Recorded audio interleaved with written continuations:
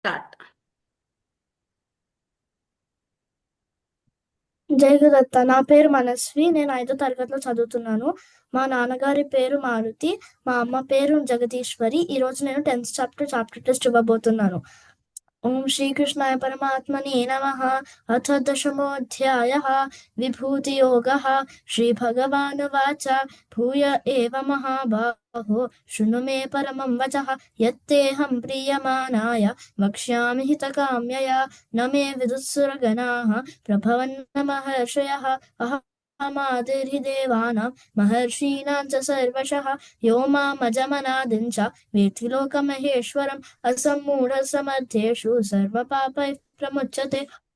बुद्धिर्ज्ञानमसम्मोहः क्षमा सत्यं दमः शमः सुखं दुःखं भवो भावः भयं चाभयमेव च अहिंसा समता तुष्टिः तपोदानं यशो यशः भवन्ति भावा भूतानां मत्त एव पृथग्विधाः महर्षयः सप्त पूर्वे चत्वारो मनवस्तथा मद्भावा मानसा जाताः येषां लोक इमाः प्रजाः एतां विभूतिं योगं च मम यो वेत्ति तत्त्वतः सोऽविकम्पेन योगेन युज्यते नात्र संशयः। अहं सर्वस्य प्रभवः मत्तः सर्वं प्रवर्तते इति मत्वा भजन्ते मां बुधा भावसमन्विताः मच्चित्ता मद्गतप्राणाः बोधयन्तः परस्परं कथयन्तश्च मां नित्यं तुष्यन्ति च रमन्ति च तेषां सततयुक्तानां भजतां प्रीतिपूर्वकं ददामि बुद्धियोगं तं यमामुपयान्ति येषामेवानुकम्पार्थमज्ञानजं तमः नाशयाम्यात्मभावस्तः ज्ञानदीपेन भास्वता। अर्जुन उवाच परं ब्रह्म परं धाम पवित्रं परमं भवान् पुरुषं शाश्वतं दिव्यम् आदिदेवमजं विपुम् आहुस्त्वां ऋषयः सर्वे देवर्षिर्नारदस्तथा असितो देवलो व्यासः स्वयं चैव ब्रवीषि मे सर्वमेतद्धृतं मन्ये यन्मां वदसि केशव न हि ते भगवन् व्यक्तिं विदुर्ते दानवाः स्वयमेवात्मनात्मानं वेत्थ त्वं पुरुषोत्तम भूतभावनभूतेश देवदेव जगत्पते वक्तुमर्हस्य शेषेण दिव्या ह्यात्मविभूतयः याभिर्विभूतिभिर्लोकान् इमां त्वं व्याप्य तिष्ठसि कथं विद्यामहं योगिन् त्वां सदा परिचिन्तयन् केषु केषु च भावेषु चिन्त्योऽसि भगवन्मया विस्तरेणात्मनो योगं विभूतिं च जनार्दन भूयः कथय तृप्तिर्हि शृण्वतो नास्ति मे मृतम्।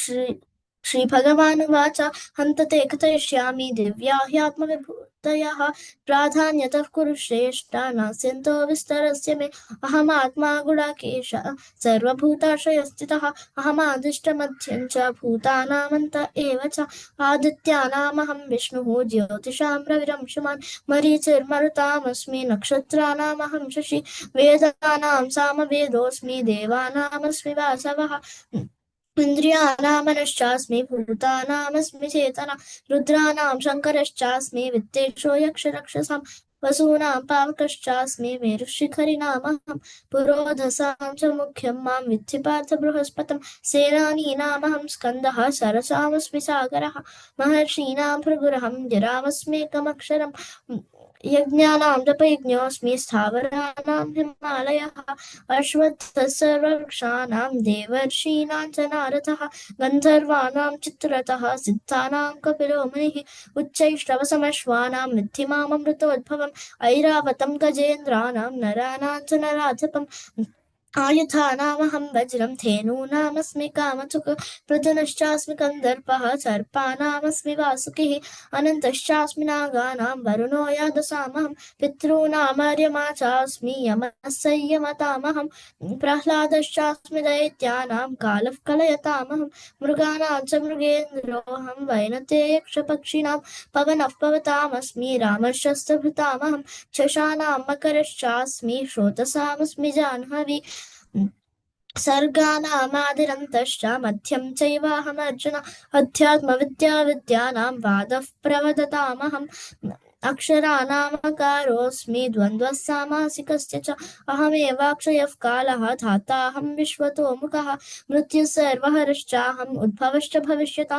कीर्तिश्रीर्वाक्च नारीणां स्मृतिर्मेधा तितिक्षमा बृहत्साम तथा साम्नां गायत्री छन्दसामहं मासानां मार्गशीर्षोऽहं ऋतूनां कुसुमाकरः द्यूतं छलयतामस्मि तेजस्तेजस्विनामहं जयोऽस्मि व्यवसायोऽस्मि सत्त्वं सत्त्ववतामहं वृष्णीनां वासुदेवोऽस्मि पाण्डवानां धनञ्जयः मुनीनामप्यहं व्यासः कवीनामुशना कविः दण्डो दमयतामस्मि नीतिरस्मि जिगीषतां मौनं चैवास्मि गुह्यानां ज्ञानं ज्ञानवतामहम् यच्छापि सर्वभूतानां बीजं तदहमर्जुन न तदस्ति विना यत् स्यात् मया भूतं चराचरं नान्तोऽस्ति मम दिव्यानां विभूतीनां परन्तप एष तु उद्देशतः प्रोक्तः विभूतेर्विस्तरो मया यद्यद्विभूतिमत्सत्त्वं श्रीमदोर्जितमेव वा तत्तदेवावगच्छत्वं मम तेजोंश सम्भवम् अथवा बहुनैतेन किं ज्ञातेन तवार्जुन विष्टभ्याहमिदं कृत्स्नमेकाङ्क्षेण स्थितो जगत् ॐ तत्सदिति श्रीमद्भगवद्गीतासु उपनिषत्सु ब्रह्मविद्यायां योगशास्त्रे श्रीकृष्णार्जुनसंवादे विभूतियोगो नाम दशमोऽध्यायः। జై గురుదత్త మనస్వి చాలా బాగా చెప్పావమ్మా. ఏ మిస్టేక్స్ అయితే ఏం లేవు. ఏం లేవు మిస్టేక్స్ అయితే. చాలా బాగా చెప్పావు. నెక్స్ట్ చాప్టర్ కూడా ఇలానే చెప్పు. ఓకే. జై గురుదత్త. జై గురుదత్త.